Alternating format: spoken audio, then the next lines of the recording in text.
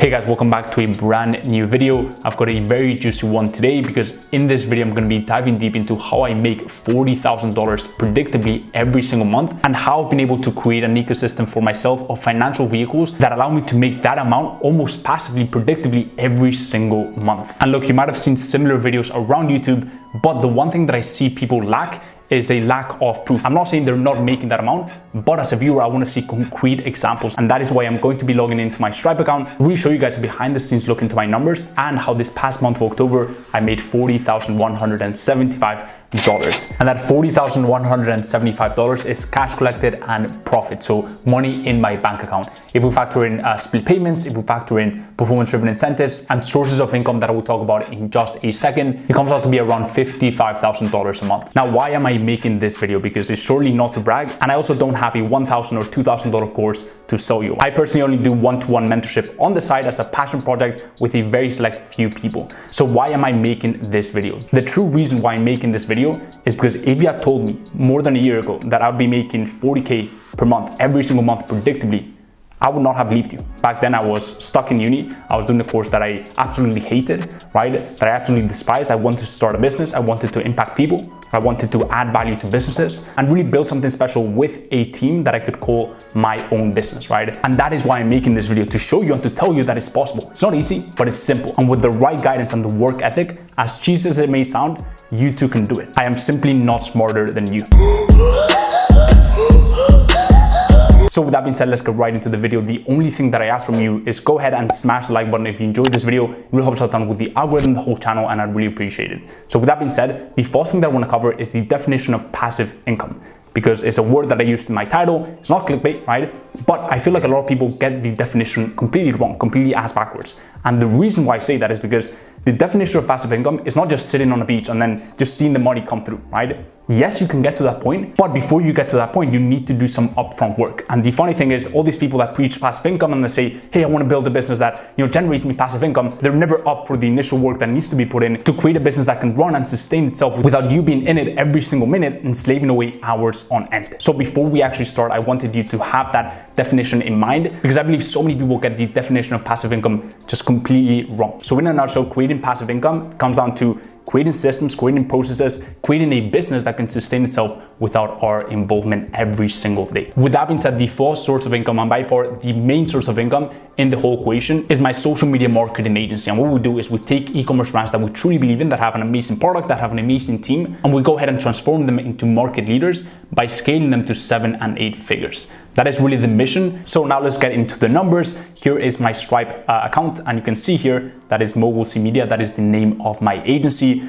From the 1st of October to the 31st of October, that is a gross volume of $80,938, which comes out to roughly $38,000, $39,000. Why am I saying figures in dollars? It's not to make them look bigger. It's simply because my audience is mostly based out in the US. So it makes more sense. Also, all the YouTube videos that you see on these topics are in US dollars, so it just makes more sense, right? That is the gross volume. Now, one of the things about the agency business model is that it's got insane profit margins. So it's not like a dropshipping business where sure, you could be making 100K, right? But that is revenue, that is not profit. So all you see in here is essentially profit. I've got around an 85 to 90% profit margin, and that is with team members, right? And I pay my team members very well. And so that is that for the figures for the month of October.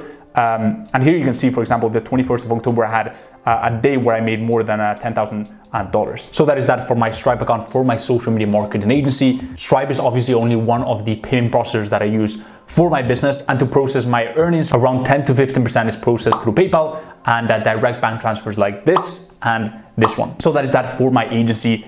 Now, a lot of you may be thinking, well, an agency is not really passive income.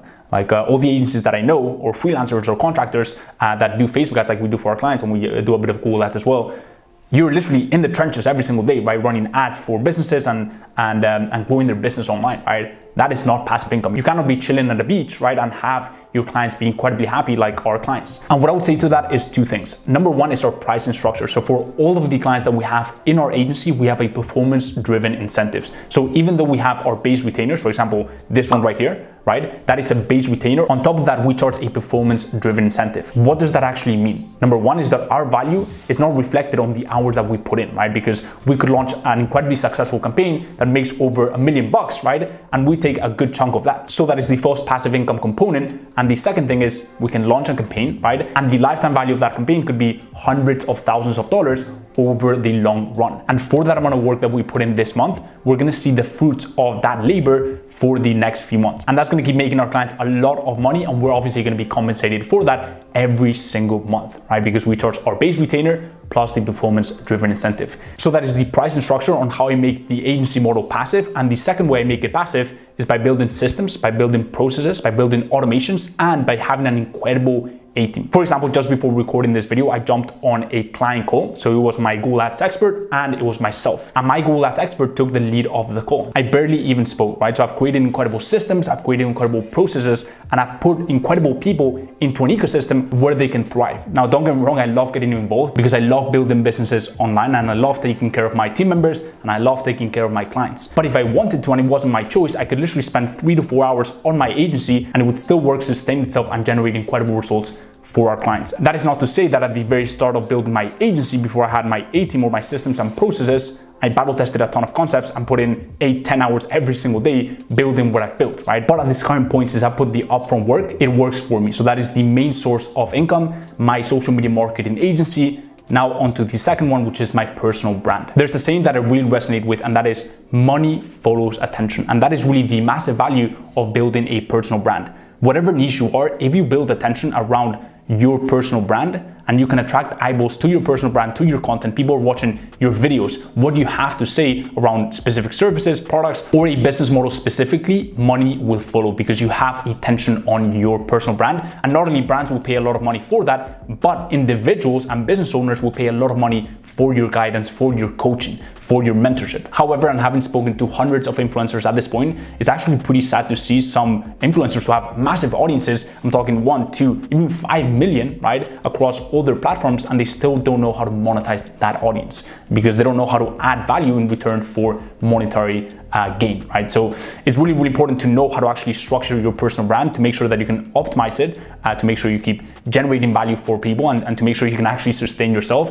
And the second thing that I would say is, sure, a personal brand is not super passive, but it's similar to my social media marketing agency where, yes, I'm recording this video, and yes, I'm taking out hours of my day to record this video, and then I'm actually investing money for my editor to edit this, right? And then we're launching to YouTube, but I know that the lifetime value of this video, hopefully, right, is gonna be quite large. It's gonna be much larger than the initial time investment that I put into creating this video. And if you wanna help me with that, all you gotta do is just smash the like button. YouTube just finds it incredibly sexy when that like button turns blue, and I'd really appreciate it. So with that being said, let's get back into how I monetize my YouTube. On YouTube, I've got right now, how many subs do I have? Okay, so right now, the time I'm recording this, I've got 24,200 subs on YouTube. And last month, I believe I made $515, something like that. So it fluctuates between $500 to $1,000 every single month. But I never started YouTube for the YouTube AdSense. I know that maybe in a few months, maybe in a year, or maybe 6 months, depends on how the channel goes, I could be making between, 3, 5, 7K, even 10K a month with just YouTube AdSense. I think that's a realistic point that I could get to, but regardless, it's a pretty insignificant fee, but it's pretty nice for buying things like equipment and all that stuff, right? The way I make most of the money through YouTube is just purely through mentorship. So I've been able to attract eyeballs in my specific niche, I've been able to add value to people, and I've never reached out to anyone, right? And so just purely from that attention, people reach out to me, then I select people that are the right fit, then without even advertising it, they see a link in my description, and then I go ahead and select the people that are right fit for my one-to-one mentorship. So that is how I monetize YouTube. Yes, I've gotten some brand deals coming my way, but especially for YouTube, I just completely turn them down. Honestly, I just value authenticity way higher than a brand deal coming my way. So for YouTube, for now, I don't do any brand deals, and that is my YouTube strategy. Now, my next channel of monetization is my TikTok account, where I've got currently, at the time I'm recording this, 414,500 followers. The first way that I monetize my TikTok is through the TikTok Creator Fund. Basically, it's similar to AdSense in a way, where TikTok pays creators for placing ads in front of their videos. Again, it's a very tiny amount. Actually, I haven't checked in a while. So that is how much I've made from the TikTok Creator Fund. Let's see if this focuses. I don't think it's gonna focus, but essentially it's 282.35 euros. And so I've got some days where yesterday actually was 21.86 euros, and then it varies from 17, 9, 4, 5. So it's pretty unpredictable. And again, I'm not making TikToks for the TikTok Creator Fund money. Honestly, I make TikToks because I enjoy it a lot. It's kind of my creative outlet, and is a way to attract a lot of eyeballs to my personal brand. So I funnel a lot of the attention I get on TikTok, which is more shallow, surface level, passive content consumption from my followers, and then I funnel that into my YouTube, where I can add more value to them and they can consume my free trainings, etc., etc. But the second way I make money on TikTok is through brand deals. So on YouTube, none of that. But on TikTok, if I truly believe in the company, if I think it's going to be very organic and very authentic, I do say yes to brand deals, and I partner with the likes of Shopify, Upwork, Founder Magazine, Blue Social, and some of these deals have been 4-figure deals. Obviously, I can't disclose how much they actually pay me, but 4-figure deals for one single video. And that is a 15-second to a 30-second video. So it's a pretty decent amount. I'm not complaining. And to be honest, I never thought I would get to that point where I'm working with Shopify, Upwork, the likes of Founder Magazine, whose content I actually used to consume back in the day. And so for me, it's more of a kind of like a passion project, and I find it really cool to work with brands